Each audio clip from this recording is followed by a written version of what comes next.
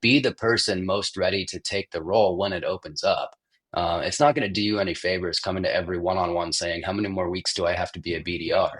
It's like a kid in the back of the car saying, are we there yet? It's like the GPS is on screen. You can see it 60 miles away. It's telling you the time right there on the bottom. Just pay attention to your surroundings and you'll understand the answer for yourself. Welcome to Revenue Insights. We're joined by revenue leaders from some of the highest growth companies.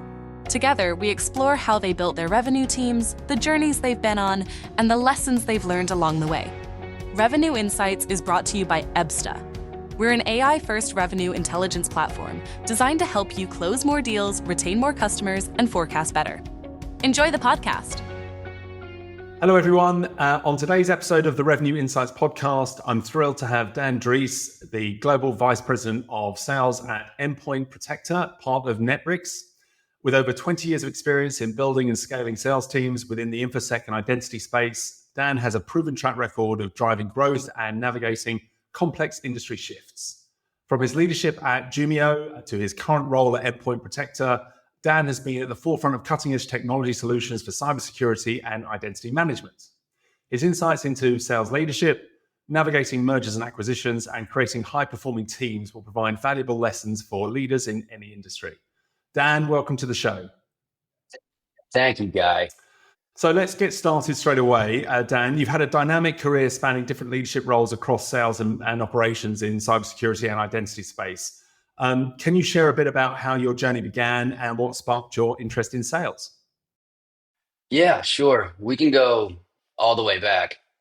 In college, for the first 2 years, was studying philosophy, which is incredibly interesting, incredibly fun, but not entirely profitable.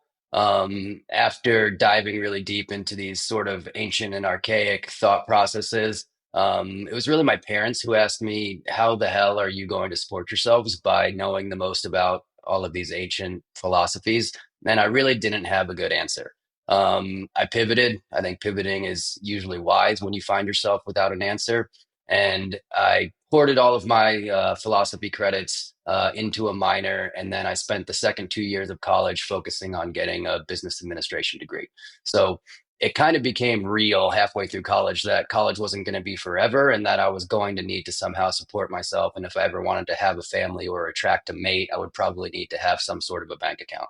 So it was money driven, but it wasn't like I was born greedy. I just wanted to figure out a way to make it all work, and business seemed like the best avenue. My parents specifically advised me not to try to be a doctor or a lawyer because both of those professions require professional licenses. And I guess based on my behavior and attitude, they thought that I might be the kind of person to get that license or professional certificate revoked if I ever lost my temper or went off the wall with people. I probably wouldn't have enjoyed cutting people open and pulling out the body parts anyways. But yeah, they specifically warned me not to get a job that I could lose a license or certification in. So a little bit of background about where it all started and how we ended up in sales.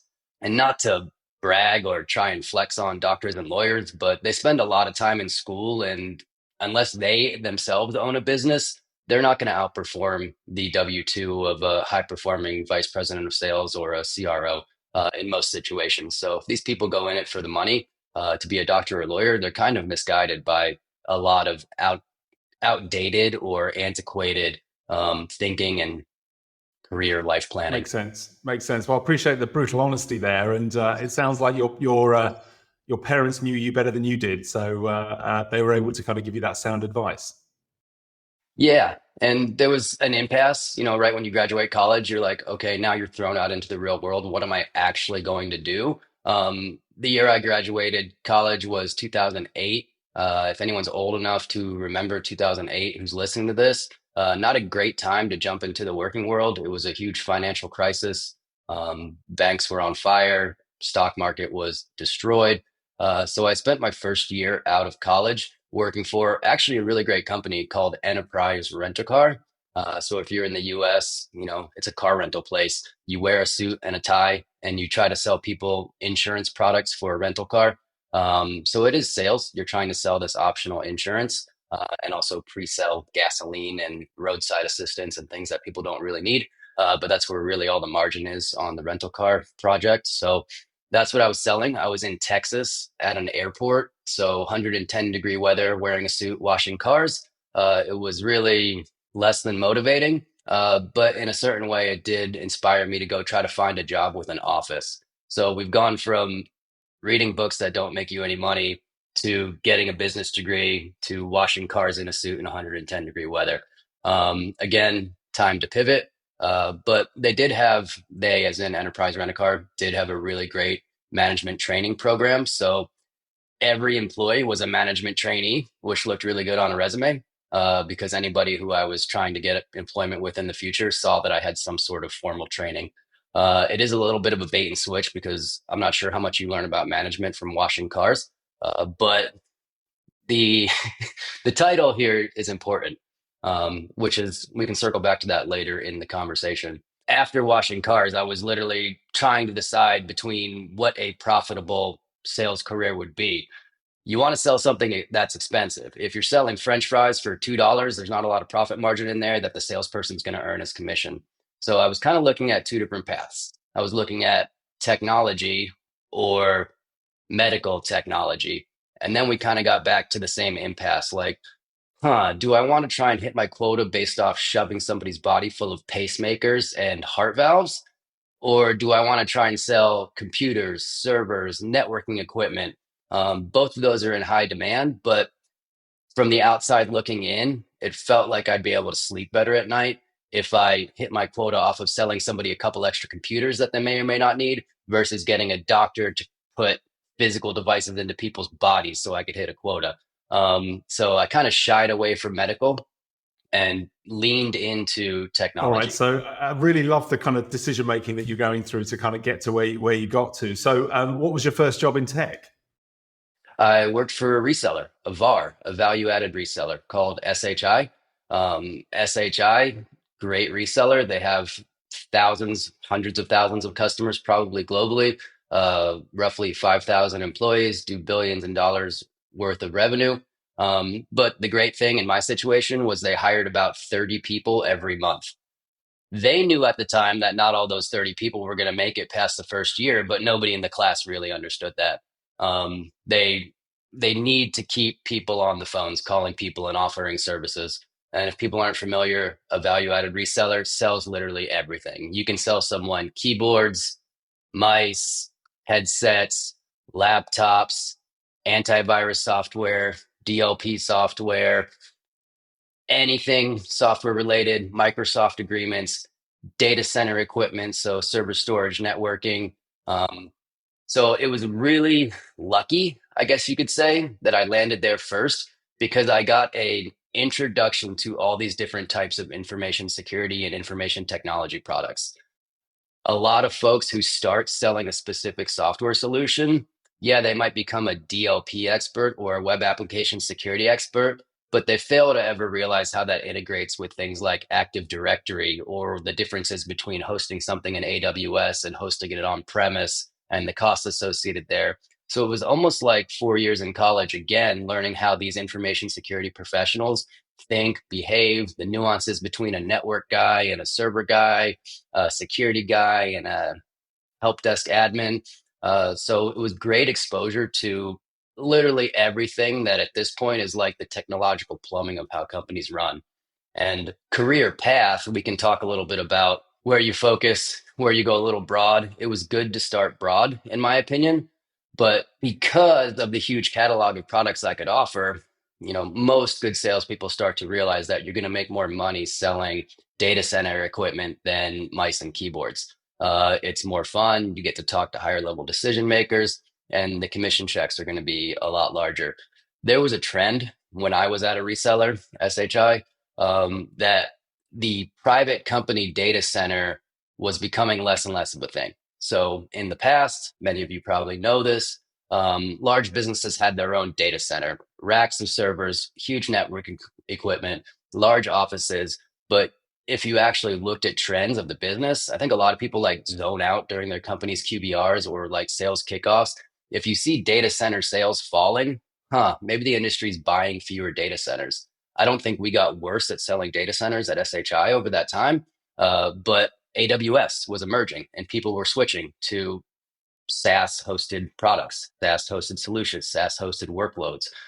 So that was sort of writing on the wall that as AWS, as stock was going up and data center sales were going down, maybe I didn't want to specialize in that area of the business. Another core area of SHI's business is Microsoft products. I really didn't want to sell a product that literally nobody likes. Like nobody likes Word. Nobody likes, I mean, there are some nerds out there who love Excel and like there's an Excel cult going on, but nobody really likes Teams. Nobody likes SharePoint. Google does that way better. So data centers kind of off the table. Microsoft probably hard to get a job at as a young professional, but also nobody likes their products.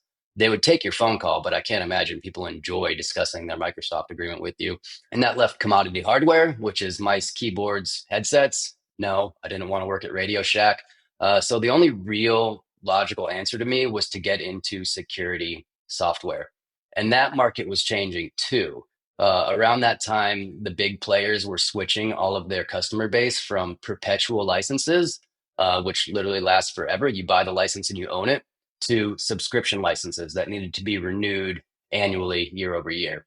So I saw that as sort of the place to shoot to get high margin sales that lead to large commission checks and towards an industry or part of the industry that was going to be stable for the next 10 to 15 years. It's easy to accuse me of saying all of this in hindsight, but I literally sat and stared at my desk for hours thinking which of these different product categories are going to be a winner in 10 years and where do I want to focus? Why I did that, I don't really know, but I think I was just hating life, making hundreds of phone calls a day and trying to think about how to get a better life with a better job and a better career and more stability. So it's not hindsight. It was actually in the moment trying to see these things Well, I happening. think the takeaways for our listeners here are, first of all, that clarity of thought, right? Knowing where your strengths and weaknesses are and what goals you have allowed you to pivot on a number of occasions. And then when you decided you wanted to be in sales and B2B sales in particular, you didn't go to, go, right, okay, let's go to a startup or to a 5-man business. You joined an organization, SHI, a big business with lots of infrastructure, lots of process and training, I'm assuming. So perhaps looking back at SHI, it gave you the grounding in what is sales and how to win, and an opportunity to learn from a group of people around you. I think one of the challenges that people coming into sales have at the moment is that so many of the roles these days are remote. Frankly, if I didn't have a decade sitting as part of a sales team, I don't think I would be where I am today. The lessons I learned from other people and the processes and structures that I was given, I think it's very difficult to impart that knowledge to people when they're working remotely. So I think the amazing to see the thinking process that you went through and that clarity of thought that you had about, right now, I want to gather this skill and this is a good place for me to go and get that. And you don't have to eat the elephant in one sitting, right? Step one is let's just get the basics right. And if I can find an environment that's going to train me up and give me the clarity, the information I need to be really good at that principles of selling, then the next phase of my career, once I've got that under my belt, is right, okay, now what am I going to sell that's going to give us the biggest numbers? And that took you into cybersecurity, is that right? Yeah, it took me into specifically selling software as a subscription. I don't almost cussed. I don't know if I'm allowed to cuss, but I screwed that up too. At first, I thought that you were just supposed to, go find a SaaS company and everything was going to be great. The first SaaS solution that I sold was a public relations monitoring software that told you how many times your name was mentioned on the internet. Cision is probably the largest product in that category, but I went from selling serious products that serious businesses needed to run their business to trying to talk to public relations experts whose job is to literally bullshit. Like public relations is just spewing bullshit. So now my target persona was public relations people. And I was selling a software that was nice to have, but not necessarily didn't keep the business running. And I screwed up phenomenally doing that. I didn't really understand that I had this 4 years of experience understanding a buying persona, which was IT people, and I completely flipped just to go for this goal that I thought was so smart, selling a SaaS product. It wasn't all bad because when you work at a reseller, you're not really demoing products. You're kind of supporting the vendor through the sales process, working at an actual software publisher or a vendor. The account executive's job is much more demonstrating the product, working them through a proof of concept, and getting them to really prove their use cases and understand that this is something that's going to help their team. So it was a year well spent in the fact that I was running my own demos, working people through proof of concepts. But man, did I screw up. I switched industries and I didn't even know that was going to be a problem. So did a year because we can, give some advice here to young people. Yeah, if the company's on fire, don't stay there for a full year. But if it's not good, but okay, you don't want to be the guy that jumps every 3 months. That's gonna catch up to you. So I kind of bit the bullet and I didn't perform well at all because one, people didn't need this product, and two, I didn't know how to sell it to these people. So it was the perfect storm of zero success for that year. But I pivoted back I kind of realigned my goal because I got into a SaaS information technology product. So it took me a year and a little bit of a hiccup and watching my bank account dwindle over the course of a year to really realize that I was in the right direction. Like directionally, I was correct, but I made a fundamental error in accidentally switching Look, industries. I think sometimes at the time it feels like the wrong thing, and a really big mistake. But actually, it probably gave you some resilience and allowed and gave you that focus of knowing what's not good. Meant that if you're going to make a mistake in your career path, if you're doing it early, it's not the end of the world. What you don't want to be doing is finding yourself in the wrong role in your 40s and 50s, right? That's so perhaps we say that. That the cheapest mistake you can make is the first one. And so getting that out the way and allowing you to then pivot into something, knowing what you don't want almost helped you to work out what was next. Yeah, exactly. And yeah, early in the career, better time to make a mistake. But in my personal life, I had just had my first child and just got married at that same time where I was having this absolute failure of a year. So wife checks the bank account before we gets married. She's like, this guy's a winner. This is my winning bet. Let's have a baby. And then 7 months later, that entire bank account's drained and we don't know what we're doing. And the gamble that we were so confident in has gone horribly wrong. So yeah, I mean, there's always pressure, but get them out of the way early. Try to pick an industry and stick with it. Your specific industry knowledge compounds over time, just like any investment. And where I got this foundation in, all these different types of information security products, it's paid dividends as I've moved through my career.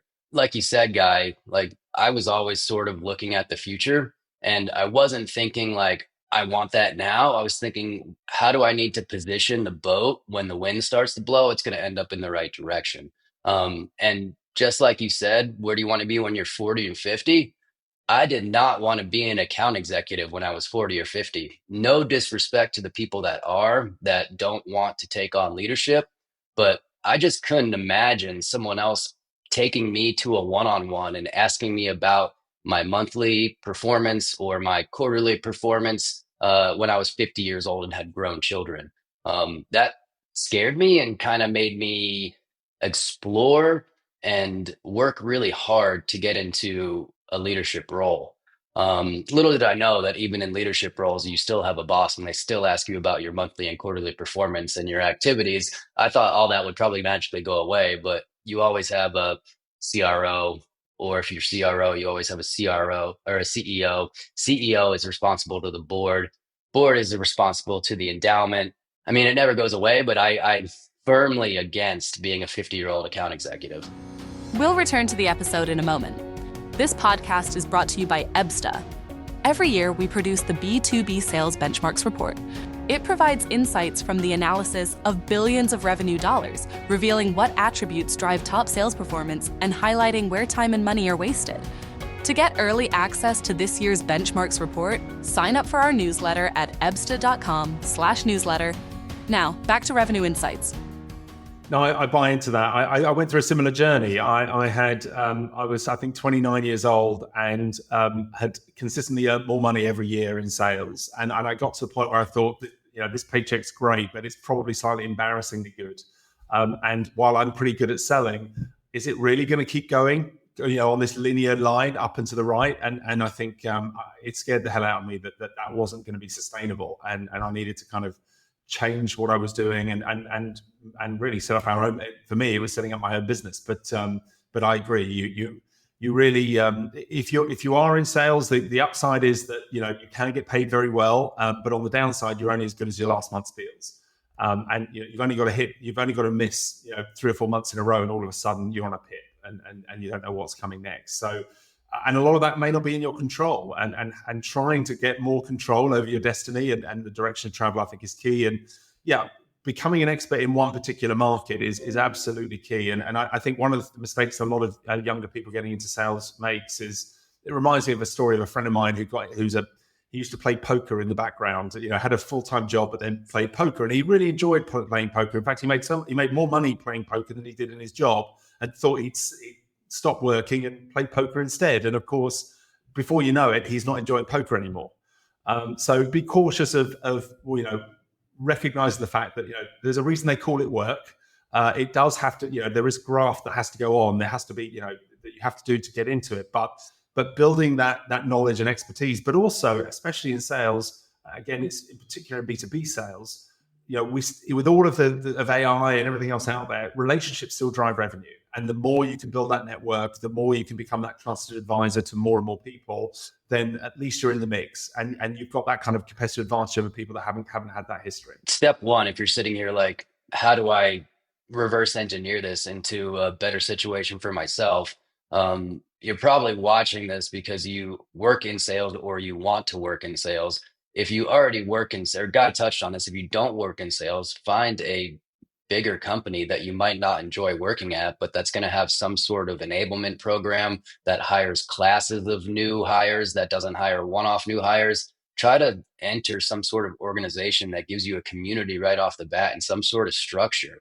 If there's a new hire manager, it's their responsibility for you to be successful too. You're not all on your own. So go big and then gradually work smaller and smaller until you can get into the perfect situation for you. That's unsolicited advice. But also, if you do already have a sales role, step one is learn your own product. You have SEs, you have your entire product team, you have your marketing team, you have your free time. You're not going to be on a call every single minute of every day. And learning your product inside and out is really step one. Become a master of your own product. And then from there, start to learn all of your competitors' products. It is really not that hard. You can go on YouTube, you can watch the demos, you can figure out what parts of their products compare to your products. You can go to their website and ask their chatbot questions because they'll have no idea that you work at a competitor.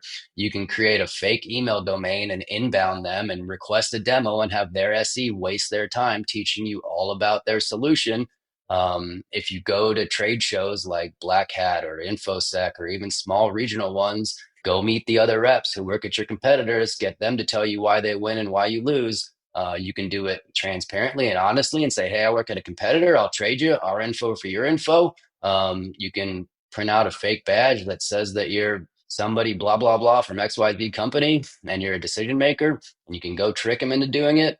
But once you learn your product and all of your competitive products, guess what? You know that industry from a vendor side, and hopefully you're talking to customers along the way, and you're not just asking them what their budget, authority, and timeline are. Hopefully you're asking them about how this product actually solves problems and why it's valuable to them.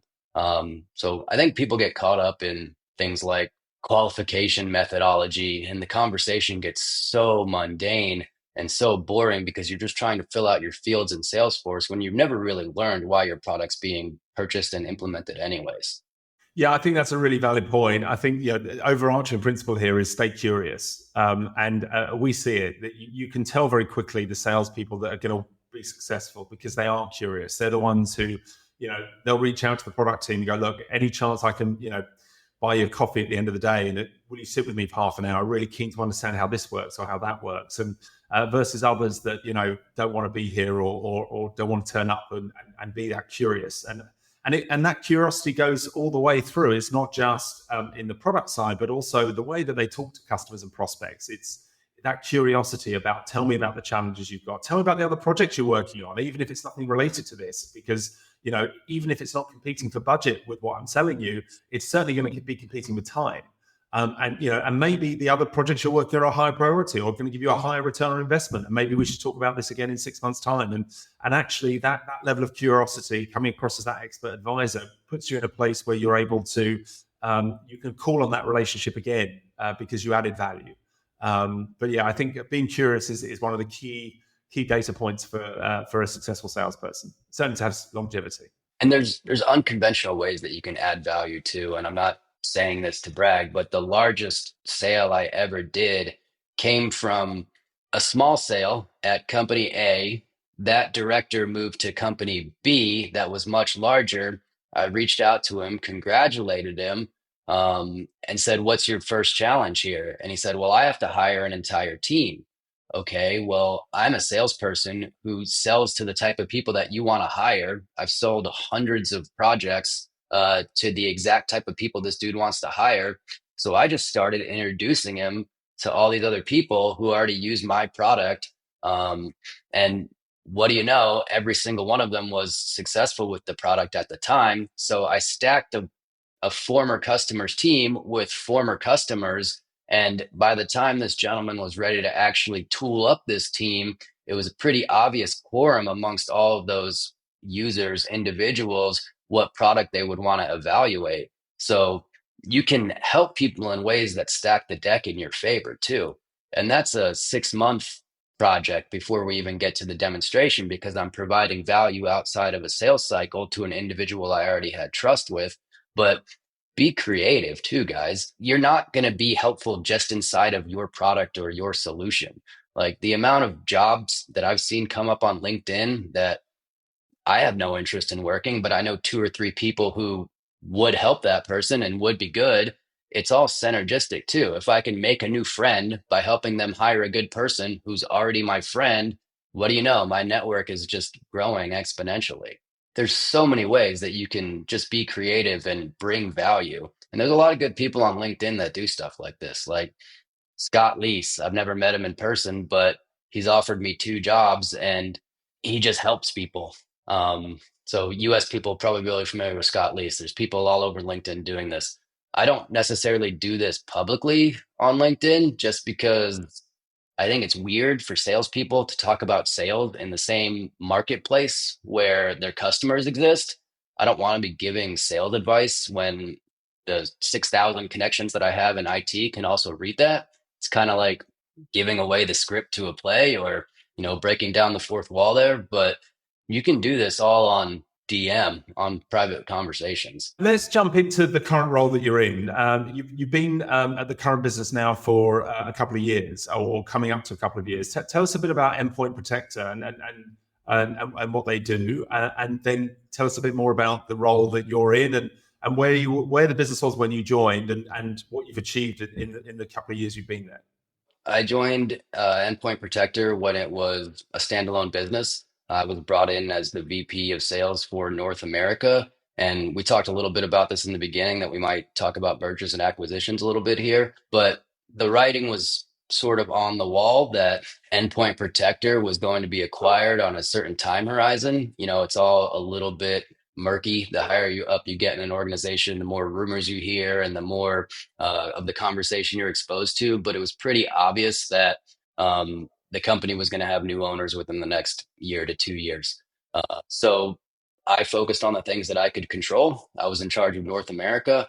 No disrespect to teams working EMEA or APAC or other regions, but America should win. There's the most, total addressable market sitting in America for most software products. I just did my best to focus on making sure that my team was successful. And as the organization changed ownership, I was the top performer out of the sales leadership team. And I was retained to take on the global responsibility for the business.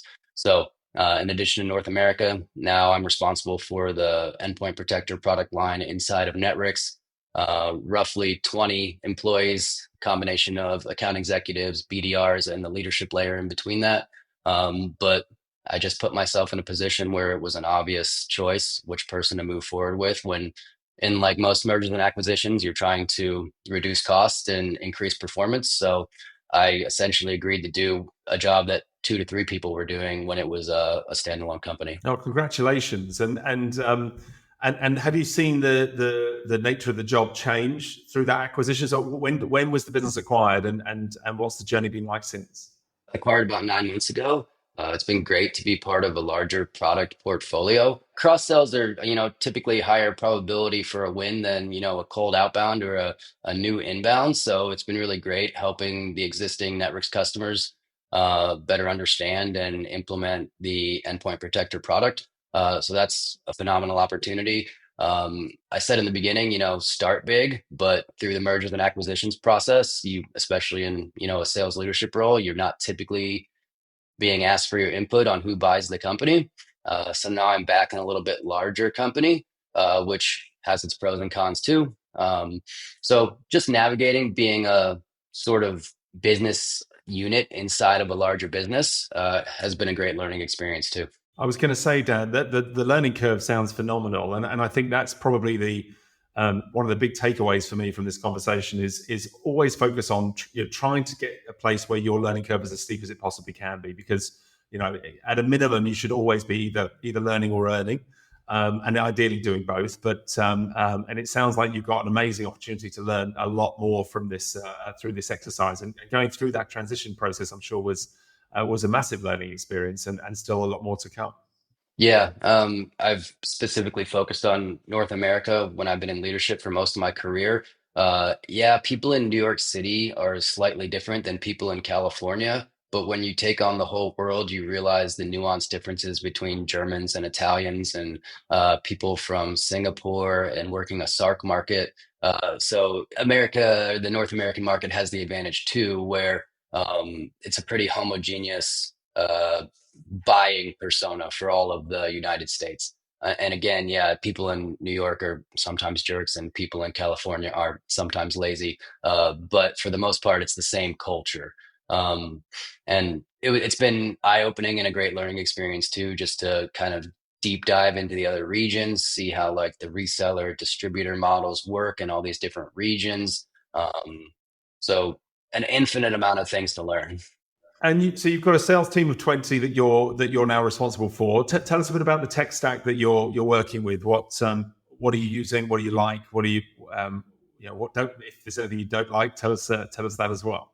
I'm not a fan of always jumping to the latest and greatest and hoping that it's going to move your metrics like 2 to 3%. I'm sure my BDR team would kill me when I say that I'm not super interested in getting more and newer, complicated tech stacks. I mean, and the more you're exposed to being responsible for the budget too, the less likely you are to jump from product to product and try all these crazy things. Like I get a pretty good response rate with a cell phone and LinkedIn DMs, and just doing it the old fashioned way. So as long as you can talk on video, have those calls recorded just so you can make sure that your team understands the product and is saying the right things and not doing anything unethical. Any video conferencing solution is just fine. I don't think outreach is the future, but it's still definitely the present. Just using basic automation tools to make sure that you're not retyping the same email 600 times. But I don't think it has to be that complicated. Yeah, no, I agree. Again, relationships still drive revenue in our space. So building, there's no shortcut there. But I do think the tech has a role to play in freeing up the salespeople to spend more time building those relationships. And obviously, I'm an advocate because that's what we do. But I know I hear where you're coming from, and I think we can get distracted by too much tech a lot of the time. So, and Dan, if you think about the year ahead, where are you going to be? If you think about your planning and what the year ahead will bring, you've got an exciting opportunity in this new world with the acquisition that's just happened. But what are your goals for the year ahead? The goals for the year ahead is to make sure that my business unit inside the wider business of Netbricks is extremely competitive. I don't want to make it sound like we're all fighting each other, but if there's a stack ranking, I want to be on top of it, and I want to make sure that my people are on top of it.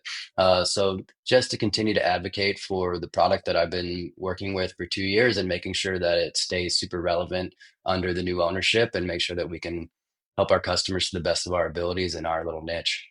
And from a sales leadership perspective, I mean, now you're on the other side of the coin. You're now the one responsible for bringing these people up, and their career path is in your hands. So, I assume you take that responsibility really seriously. And how do you go about bringing those salespeople in? And are there any particular stories you can tell us of some, maybe green resources you brought through that journey and are now performing? Yeah, we actually have a pretty phenomenal track record of taking people from SDR to BDR to mid-market account executive to enterprise account executive. And I always just try to guide people to understand what the people in the next role above them are doing. For example, like I want to see a BDR that proactively learns how to demo before ever asking their boss about the account executive role. Sure, if they're curious, I just see this thing with BDRs that come in and they're like, okay, what's the track to be an AE? And I'm like, well, how good are you going to do? And what are you going to do to get there? Because there is no magic formula that at the 12-month mark, we're going to promote you just because you sat in a chair for 12 months. And if they need the help to understand that, like, hey, this is what an AE does, demonstrate that you're competent in doing that. And that's how you actually get there. At a certain point, an AE is going to leave or an AE is going to unfortunately be worked out of the system due to performance or dedication issues. So be the person most ready to take the role when it opens up. It's not going to do you any favors coming to every one-on-one saying, how many more weeks do I have to be a BDR?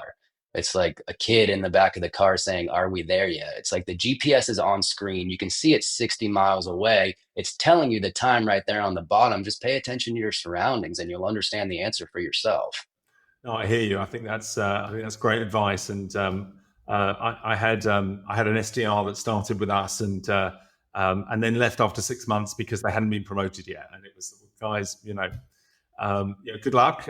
It was a few years ago when the market was booming and they were offered elsewhere. But again, it's not a sprint; it's a marathon. And as long as your learning curve is steep and you're going to continue on that path and keeping curious and moving forward, then stick with it. But listen, Dan, I've really enjoyed the conversation. Thank you so much for all your input. I think everyone learned a lot from this experience. And don't be afraid to pivot. Focus on the goals and find, if you're just into sales, find a place you can learn and develop your skill set before you move forward. So and then pick a market that's got massive opportunity for growth. So listen, thank you so much for your takeaways. Really, really enjoyed the session today. If anyone wants to engage with you, Dan, directly or have a conversation, how can they reach out to you? LinkedIn DMs. That's where all the magic happens. Very good. All right. Well, I'm sure people will be reaching out. Thank you so much for joining us on the podcast.